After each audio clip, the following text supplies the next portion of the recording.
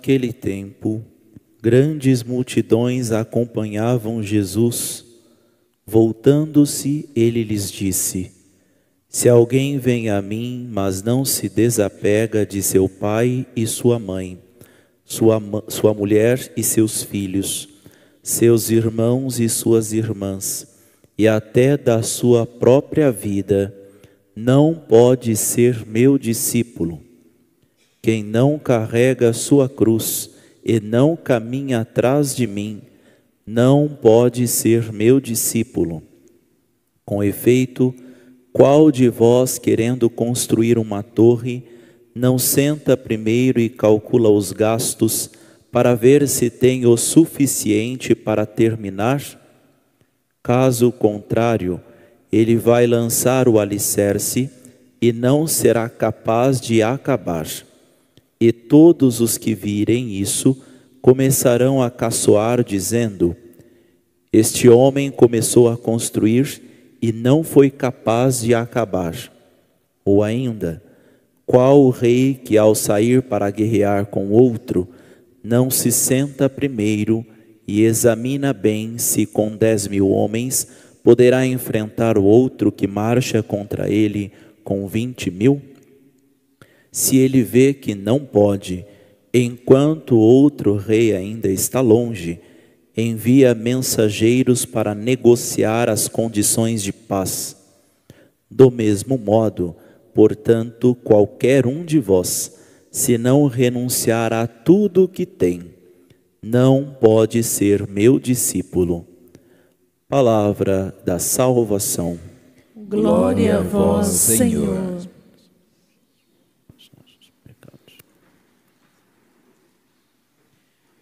Queridos irmãos e irmãs, nesta liturgia da palavra, da qual somos convidados a seguir o Senhor, de qualquer forma, em todos os anseios da nossa vida, do nosso cotidiano, mas abandonar todo o mais para poder encontrá-lo. É como uma pedra preciosa, uma pérola, que a gente está à procura todo o tempo e quando encontra, vai, vende tudo que tem e compra esta pérola, esta pedra preciosa. Também o Senhor quer que o vejamos assim, num contexto um pouco semita até, né? Quando nós observamos, o povo de Sião observa na tradução exatamente esta realidade: se você não odiar o seu pai e sua mãe por causa de mim.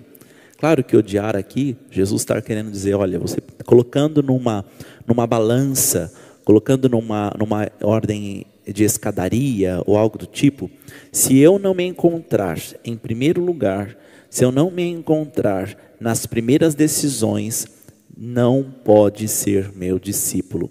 E aqui não é uma questão de talvez que seja bom, que você é bom que você considere, não.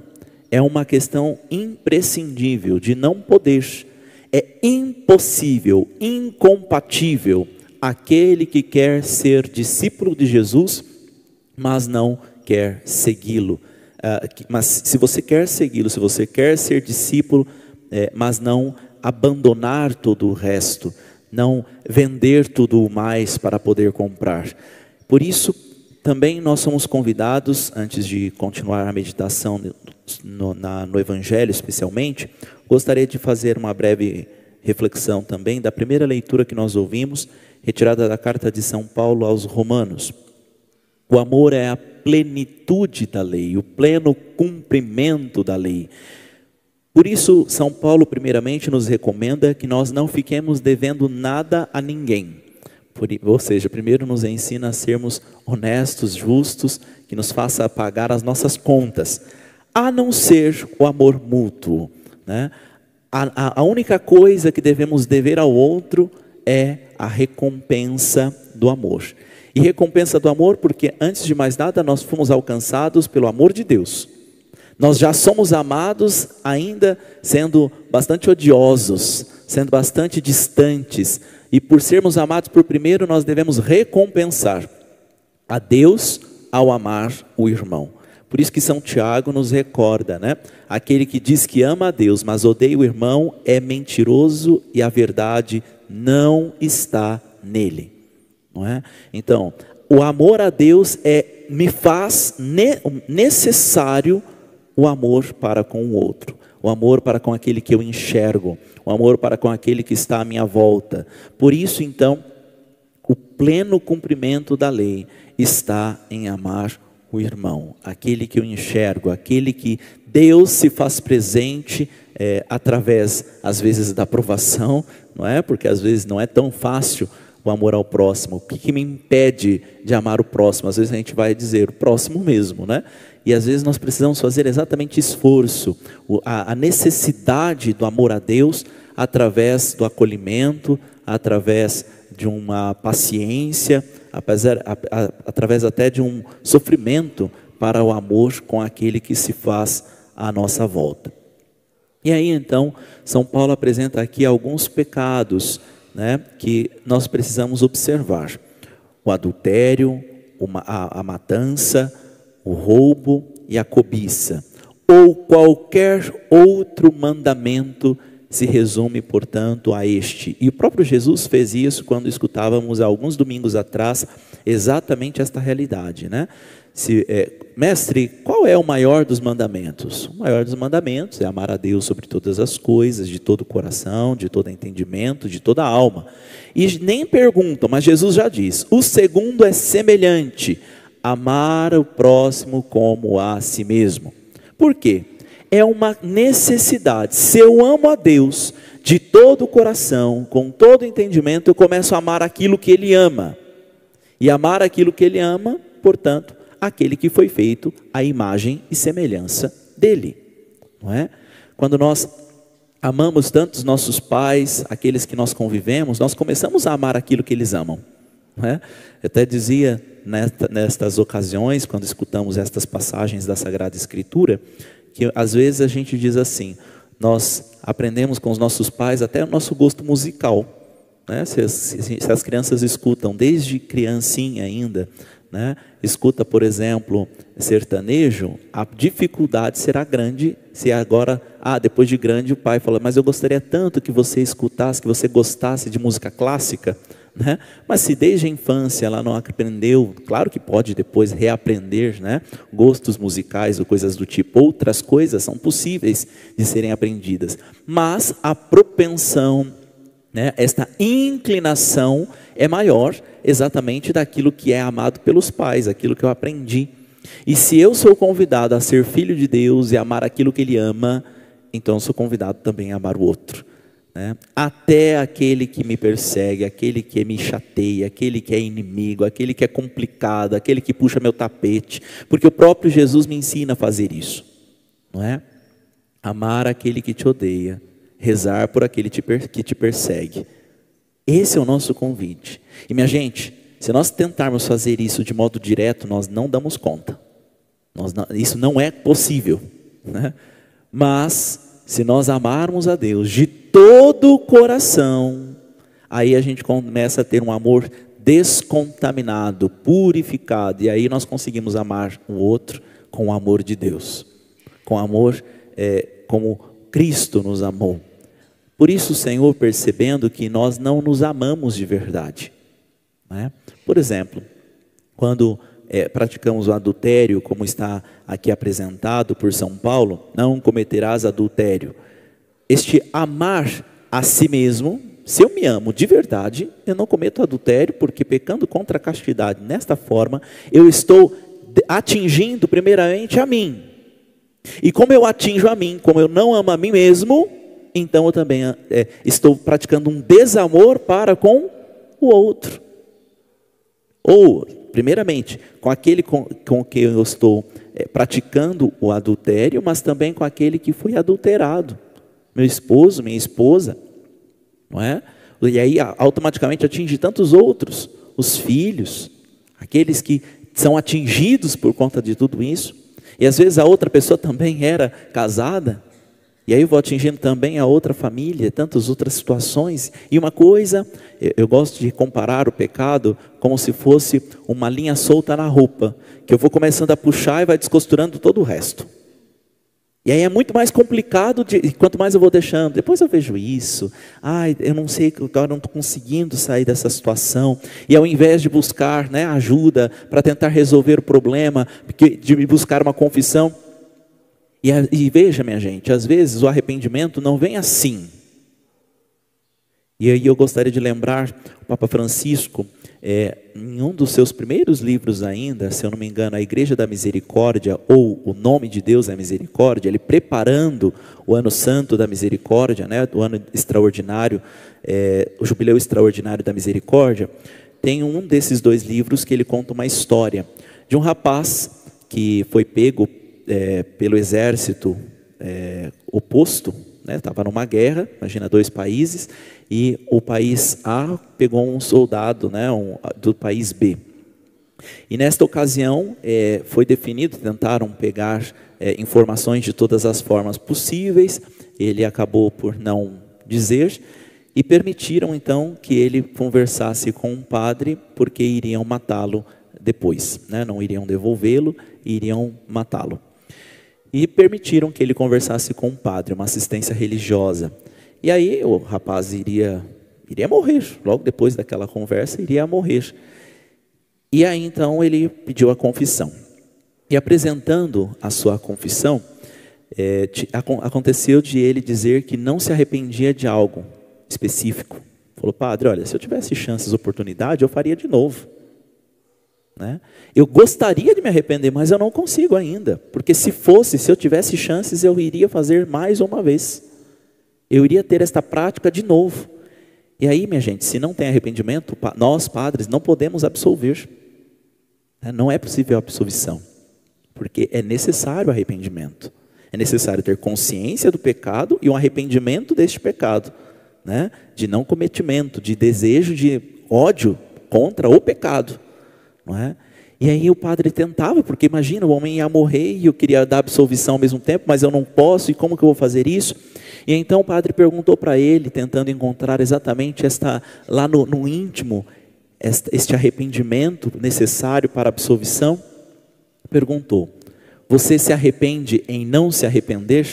Você sente a dor de não se arrepender? Você fica chateado por não conseguir se arrepender ainda desta situação? Se tivesse tempo, se esforçaria em buscar se arrepender? E aí ele disse: sim, padre, eu sinto dor de não me arrepender ainda. Eu gostaria de me arrepender. Eu sei que estou ferindo o coração de Deus quando eu não me arrependo. Eu gostaria de fazer o esforço possível e necessário, estou fazendo, para buscar este arrependimento. E então o padre entendeu que é possível dar absolvição naquele instante, naquele momento. Não é? Porque havia ali um início de dor, um início de busca de arrependimento. Ele se arrependia de não se arrepender. Havia uma dor de não se arrepender, não é? E é exatamente esta a necessidade de percebermos: eu ainda não consigo me arrepender, eu ainda não consigo abandonar o meu pecado. Porque tem gente que às vezes não se confessa porque: padre, eu ainda não me arrependi totalmente, eu ainda não arranquei de mim essa dor, essa situação difícil, complicada. Então depois eu me confesso, depois eu faço, depois eu vejo isso. E aí, enquanto isso, linhas estão sendo soltas, linhas estão sendo descosturadas, não é? Por isso, nós precisamos estar atentos, observando exatamente esta realidade.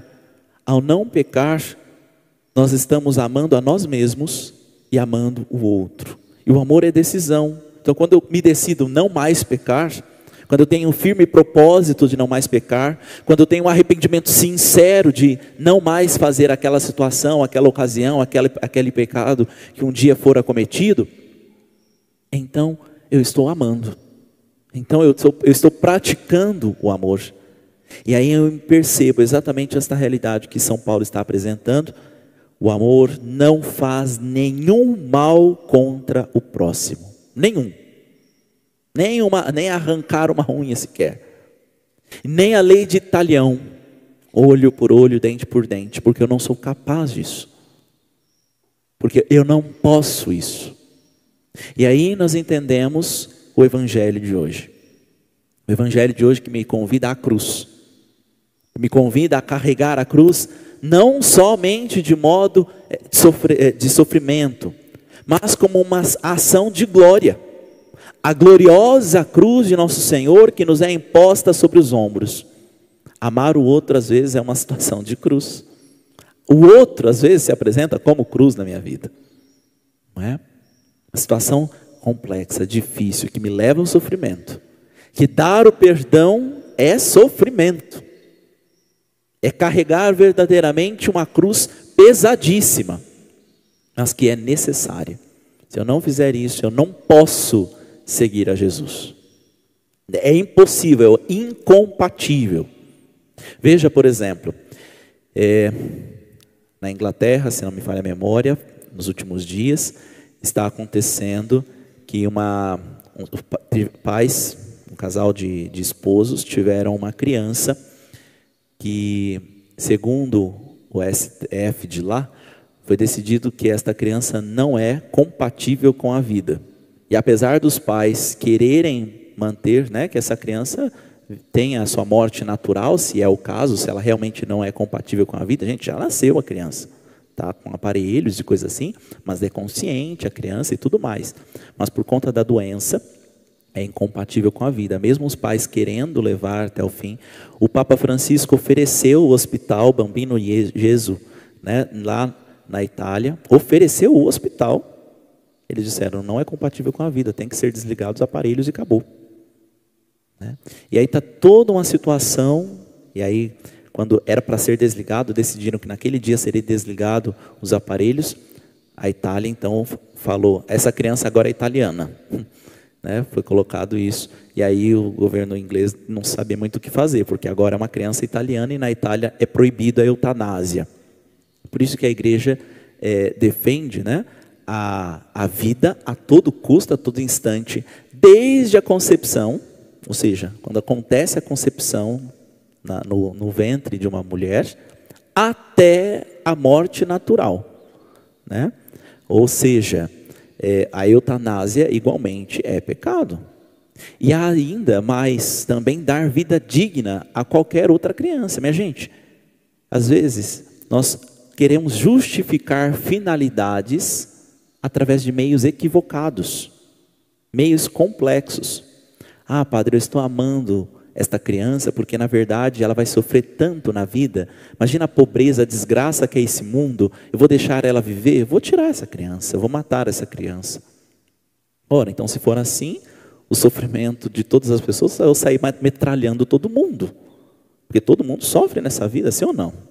É impossível não haver sofrimento, minha gente. A questão é como que eu vou sofrer. Sofrer com uma gloriosa cruz, que me leva à santidade, que me faz cada vez mais próximos e íntimos do Senhor, ou eu sofro simplesmente por sofrer? Eu sofro simplesmente porque não tenho o que fazer mesmo, Por isso, grandes multidões acompanhavam Jesus, e vocês se recordam, dos últimos dias que nós estamos escutando, exatamente houve um convite, Jesus conta aquela parábola acerca do convite, muitos são convidados, felizes são os convidados. Ao ser convidado para uma festa de casamento, sente-se no último lugar. Enfim, está fazendo todo este caminho. E aí acontece que muita gente parece estar meio aérea, não sabe muito o que está fazendo ali ainda. No fundo é cômodo, não preciso ir médico mais, porque Jesus cura todo mundo. Não preciso nem padaria mais comprar pão, porque Jesus multiplica pão para todo mundo. Agora não preciso nem trabalhar, porque também está tudo certo aqui mesmo. Vou ficar por aqui. E Jesus então começa a chamar a atenção. É verdade, é verdade. Vocês não precisam se preocupar em se vestir, por exemplo, porque veja os lírios dos campos. Eles não se preocupam com o dia de amanhã, mas se vestem de uma forma muito mais bela do que Salomão. Vejam os pássaros do céu, não se preocupam em plantar e colher, mas eles têm o alimento de cada dia. Nós não devemos sofrer por antecipação, sofrer com a amanhã. Nós precisamos sim hoje, né, assumir o sofrimento que nos é imposto, a cruz que nos é imposta, assumir a cruz de cada dia, seja do trabalho, seja de uma doença, seja em situação de dificuldades, e acolhendo esta situação, me colocar atrás de Jesus. Lembram-se, por exemplo, quando Pedro quer afastar Jesus da situação de cruz, diz que isso não te aconteça, Senhor. Rezo a Deus que isso não te aconteça. O que diz Jesus? Vá para trás de mim, Satanás. Pedro, você que agora mesmo foi elogiado porque me reconhece como filho de Deus, como o Cristo de Deus, agora está querendo tomar a minha frente, quer me mostrar o caminho. Eu sei o caminho, você vai para trás de mim, você é meu discípulo, eu sou mestre e Senhor. Vá para trás de mim. Às vezes na tradução a gente vê afasta, né, de mim, afastai-vos de mim, Satanás. A tradução melhor, correta é vá para trás de mim. Siga os meus passos, né? Venha atrás de mim, eu sei o caminho. Para alcançar a glória, para alcançar a redenção, para alcançar a salvação, é necessário assumir a cruz, ser crucificado, e aí sim você vai alcançar a ressurreição. Minha gente, precisamos ter as chagas da redenção marcados em nossos corpos, porque senão a gente não é alcançado, não tem o cheiro do madeiro. E o que agrada a Deus é o cheiro do madeiro, é amá-lo sobre todas as coisas. E amando a Ele, nós somos capazes até de dar a vida pelo outro. A fé em Deus não é algo pelo qual se mata, mas é algo pelo qual se morre. A fé em Jesus Cristo não é algo pelo qual se mata, é algo pelo qual se morre.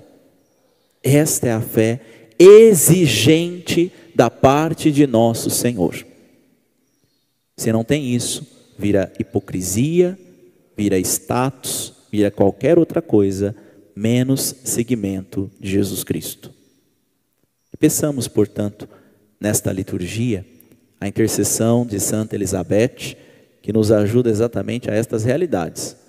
Santa Elizabeth, né, que buscava a inabitação da Santíssima Trindade. Inabitação quer dizer habitação dentro, igual interior, né, estar dentro. Nós queremos ser habitados pela Santíssima Trindade.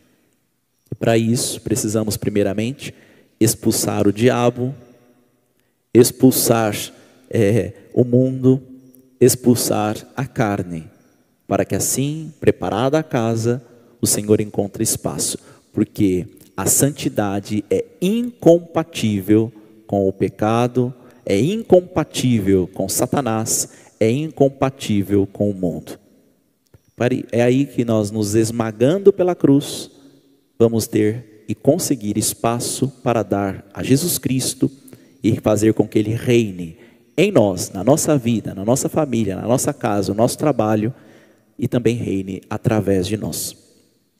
Que a bem-aventurada Virgem Maria, o glorioso São José, que compreenderam estas realidades e permitiram que Jesus reinasse na sua vida, mesmo Jesus sendo obediente a eles, Jesus reinou antes de mais nada na vida deles. Que eles nos ajudem, intercedam e façam com que esta graça aconteça. Vamos pedir a São José, nosso padroeiro, que intercedendo por nós nos alcance esta graça ao rezarmos neste instante a sua ladainha.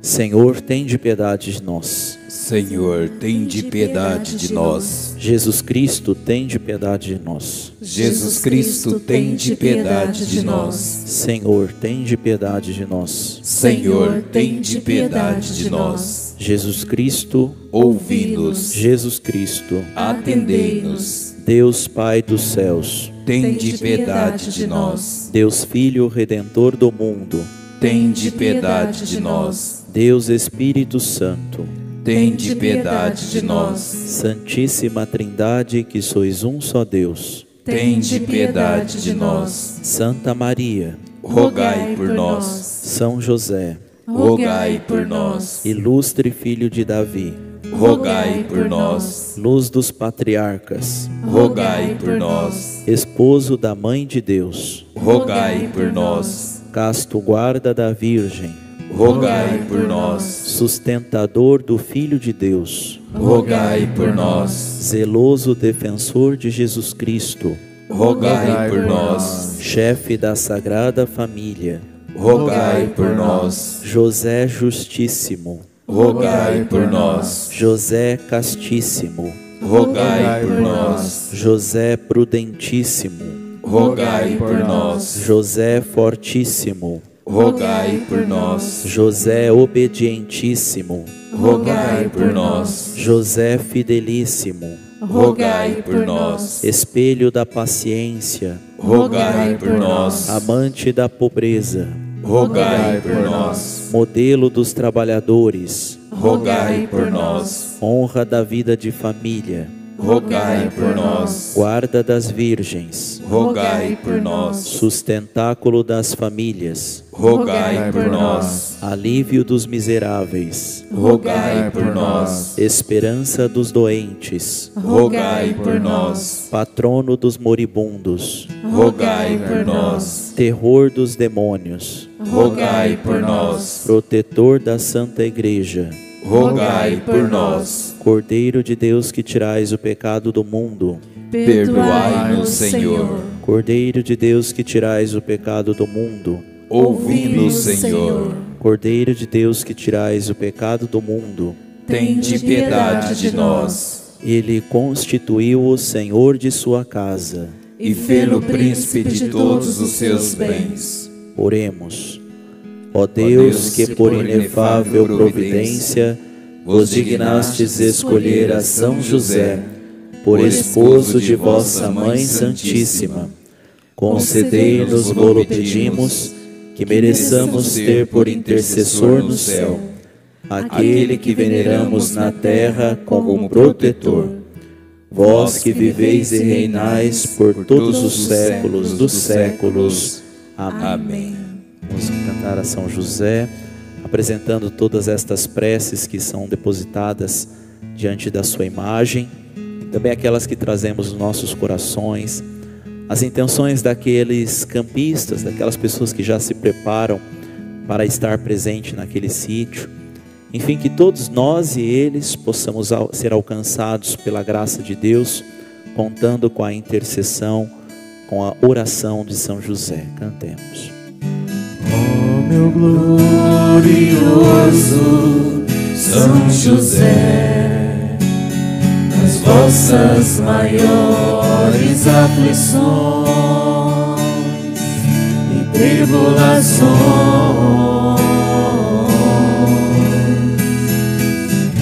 não vos valeu o anjo do Senhor. Valei-me, São José.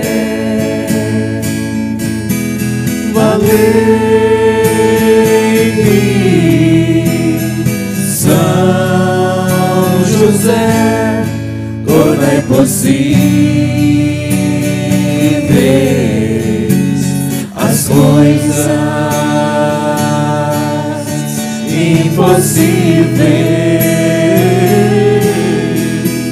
impossíveis. Valei-me, São José. Tornai possíveis as coisas impossíveis.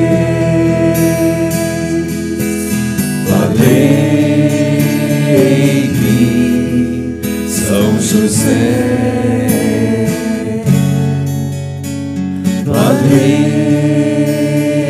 Valei-me, São José. São José, Senhor que foi o homem justo, toca minha mente para transformá-la, para que assim consiga compreender, perceber tudo aquilo que desagrada a Deus, para que eu consiga dia após dia, sabendo, conhecendo a vontade do Senhor, que eu consiga me arrepender verdadeiramente, ter uma contrição perfeita, uma contrição de coração, e assim consiga ter e renovar esta amizade, assim como o Senhor tinha uma amizade tão profunda com o nosso Deus. Nós desejamos esta mesma amizade, queremos servir a Deus com o mesmo amor com que servistes, com o mesmo amor com que zelou a família de Nazaré. Nós também queremos zelar das nossas famílias, com o mesmo amor que desempenhou o cuidado para com Jesus. Nós também queremos desempenhar este cuidado, este zelo para com todos aqueles filhos de Deus que são colocados em nosso caminho, seja neste acampamento, seja aquelas crianças que foram colocadas sob os nossos cuidados, não batizados como afilhados nossos. Queremos aprender contigo que aqueles que são colocados sobre os nossos cuidados, com o nosso zelo, também sejam amados, que também sejam educados, assim como o Senhor acolheu o menino Jesus. Dá-nos a coragem de, sabendo a vontade de Deus, colocar em prática esta vontade, de colocar em prática o desejo que o Senhor tem para cada um de nós. Que consigamos não pecar contra o outro e assim manifestar o amor mútuo uns para com os outros. E antes de mais nada, sabermos nos amar. Permitir que Deus nos entregue o madeiro da cruz e saibamos carregá-la com zelo e levantá-la com glória, porque sabemos que é através dela que nós alcançaremos a pátria celeste, onde o Senhor está reinante com o nosso Senhor Jesus Cristo. Atendei, Pai Santo, estas orações que nós apresentamos aos cuidados de São José, e Ele que vos apresenta e que não foi desassistido pelo anjo, também não nos deixe desamparados, não nos deixe desassistidos, mas atendei somente se for de vosso agrado e para o nosso bem. Isso nós vos pedimos em nome de teu Filho Jesus Cristo, que convosco vive e reina na unidade do Espírito Santo. Amém.